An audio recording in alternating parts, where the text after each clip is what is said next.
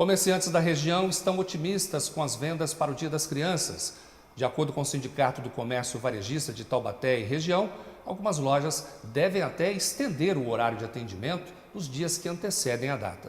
Uma pesquisa feita pelo Sindicato Varejista de Taubaté e região mostrou que as vendas para o Dia das Crianças devem crescer 3% neste ano em comparação com 2017. O ticket médio para os presentes deve variar de R$ 60 a R$ 100 nas cidades do Vale. De acordo com as pesquisas, os brinquedos continuam como os itens mais procurados, entre eles as bonecas para as meninas e os produtos de super-heróis para os meninos. Porém, os setores de roupas, calçados e eletroeletrônicos também devem faturar com a data comemorativa.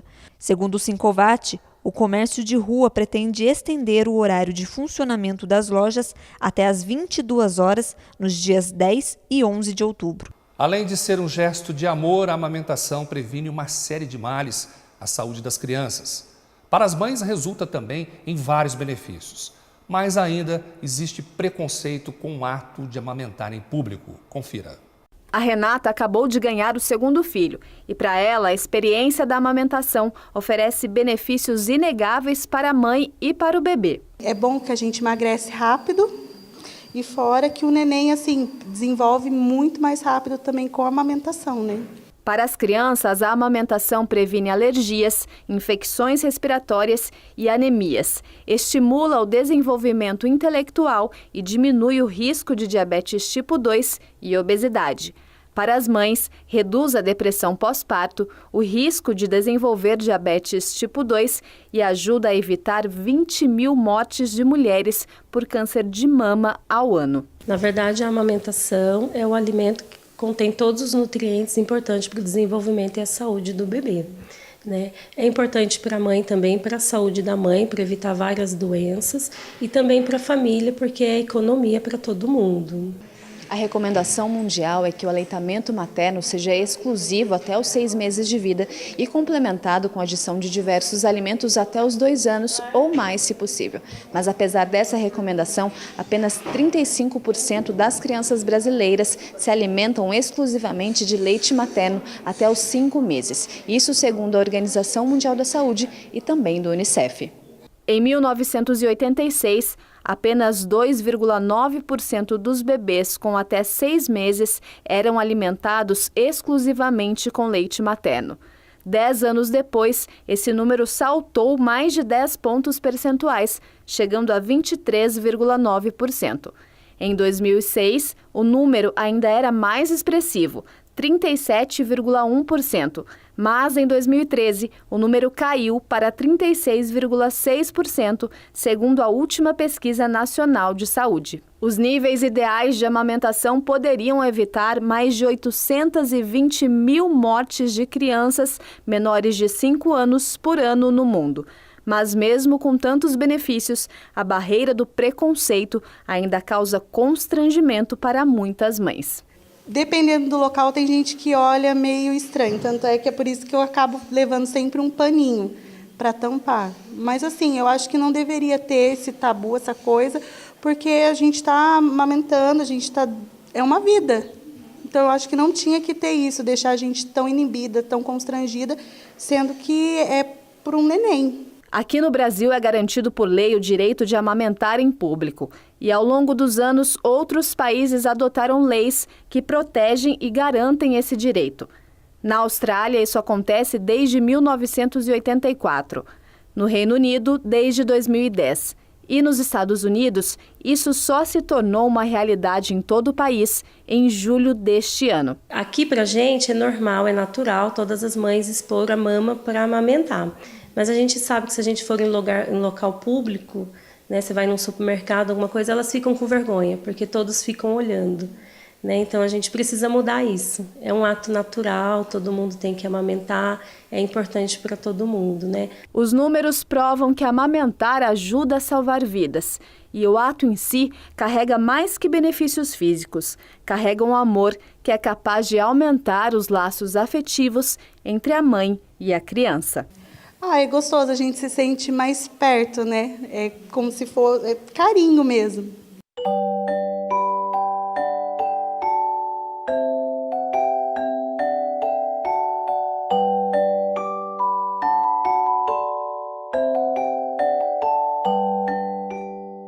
vamos agora para a segunda parte da entrevista do dia.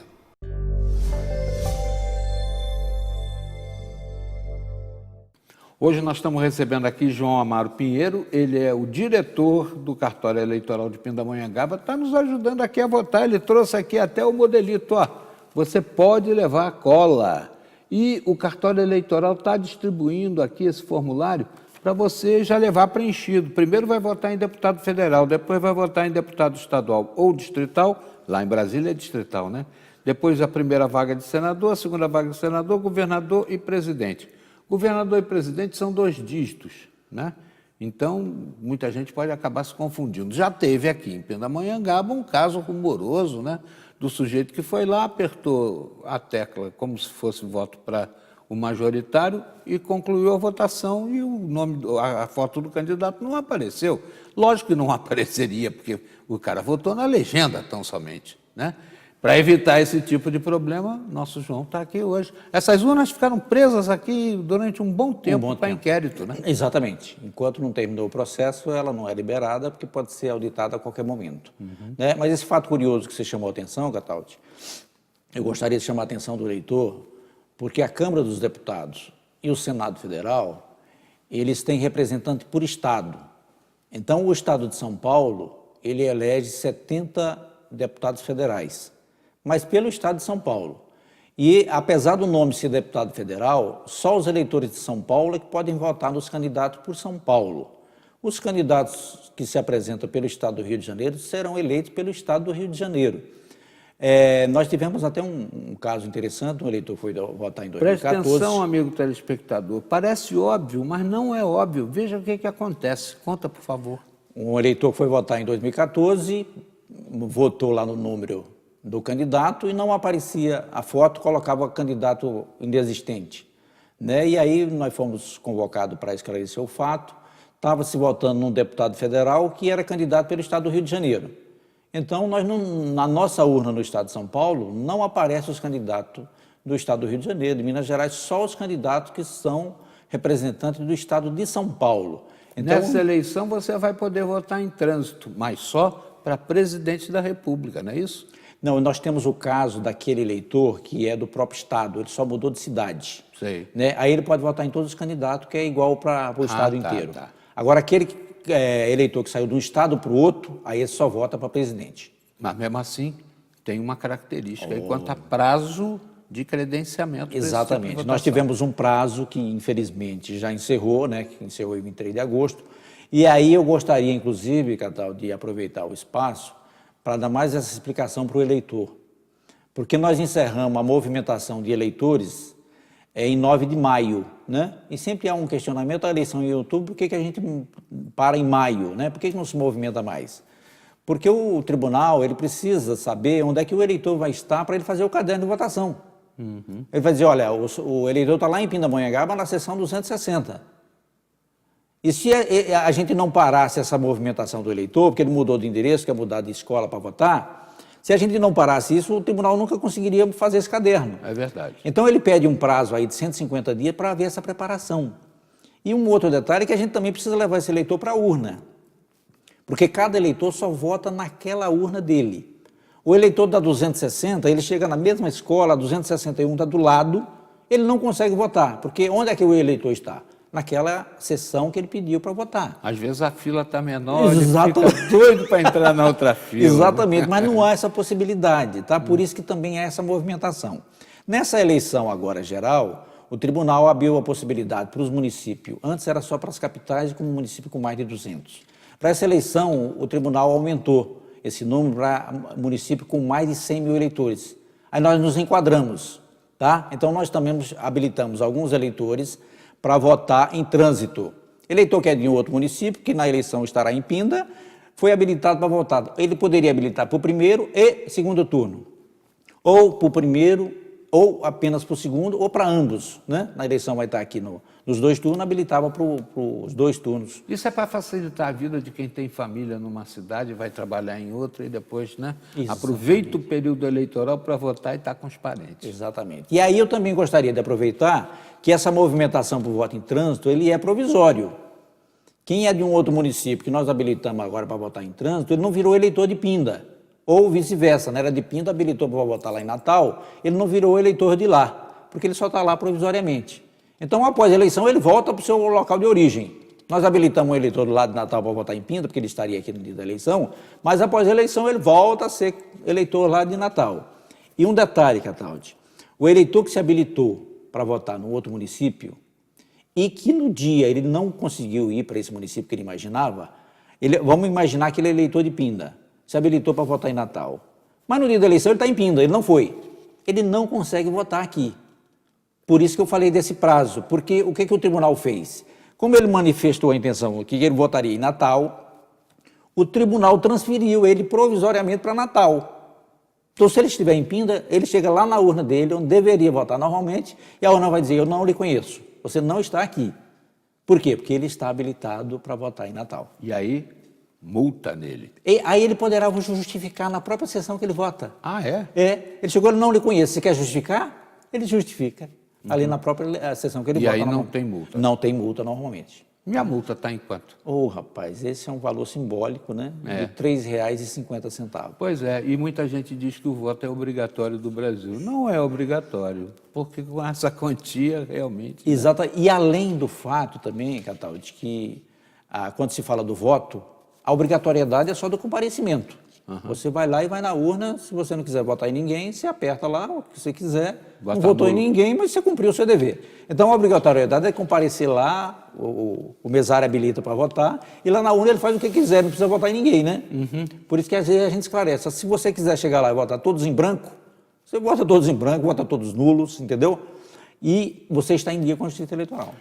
Você pode fazer a colinha, levar certinho, não é proibido, é tudo legal. E se quiser, pode até pegar o formulário lá na Justiça Eleitoral. Agora, um detalhe importante, nós temos ainda 30 segundos.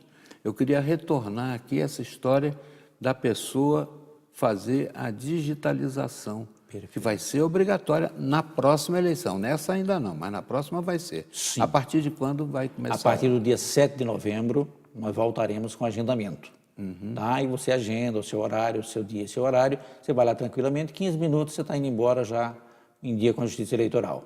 Tá? E nós temos até o prazo de 19 de dezembro de 2019 para fazer isso. Então eu pediria aqui para o eleitor que ainda não fez, nós temos, para você ter uma ideia, 80 mil eleitores em Pindamonhangaba que terão que passar lá para fazer. Já são eleitores, mas que ainda não fizeram. Ainda vai ter também o novo contingente de eleitores a partir dos 16 anos, né? Exatamente. E 18, para quem vai servir o Exército, tem que levar já o título também acertadinho, né? Exatamente. Olha, eu quero agradecer muito a presença de João Amaro Pinheiro, ele é diretor do Cartório Eleitoral aqui de Pindamonhangaba, sempre essa palavra fácil, tranquilo, didático, né? Explicando como vai ser a eleição. Você pode levar a sua colinha, pode fazer você mesmo em casa, mas se quiser o formulário, a Justiça Eleitoral está fornecendo o endereço do cartório eleitoral? Nós estamos na Francisco Glicério, número 418, ali na rua atrás do Batalhão Borba Gato. Isso para Pinda, né? Você tem que ver aí na sua cidade onde fica o cartório eleitoral e adotar também a providência que é nacional, né? É o TSE que está distribuindo esse formulário. Obrigado mais uma vez e vamos torcer para o povo votar certo, votar bem, né? E ter a certeza de que o Brasil, quer dizer, a certeza, ter a esperança de que o Brasil vai melhorar.